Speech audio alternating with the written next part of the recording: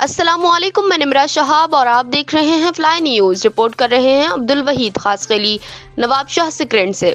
Al-Khidmat foundation سکرینٹ کے تحت مقامی شادی لان میں 100 مستحق خاندانوں میں سحر و افطار کی ضروریات کے لیے مہینے بھر کے سامان پر مشتمل رمضان راشن تقسیم کی عظیم الشان تقریب منعقد کی گئی۔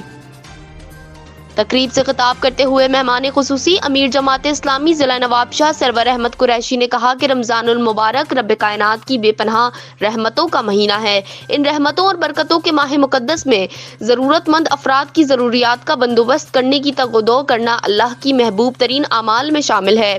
الخدمت نے ملک بھر کی طرح سکرینٹ میں بھی دکھی انسانیت کے چہرے پر مسکراہٹیں بکھیرنے کی بے مثال جدوجہد کی تاریخ رقم کی ہے، جو کہ بلا شبہ قابل تحسین عمل ہے۔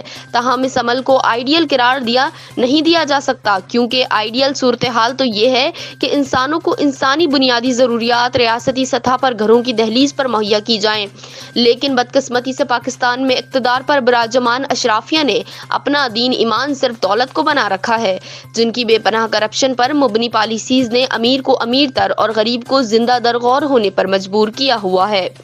جماعت اسلامی ملک پاکستان کو کرپٹ اشرافیہ کے چنگل سے نکال کر خوشحال اسلامی پاکستان بنانے کی جدوجہد جاری رکھے ہوئے ہے۔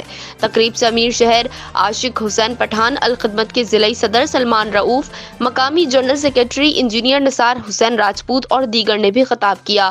تقریب میں الخدمت کے درجنوں والنٹیئرز نے خدمات انجام دیں۔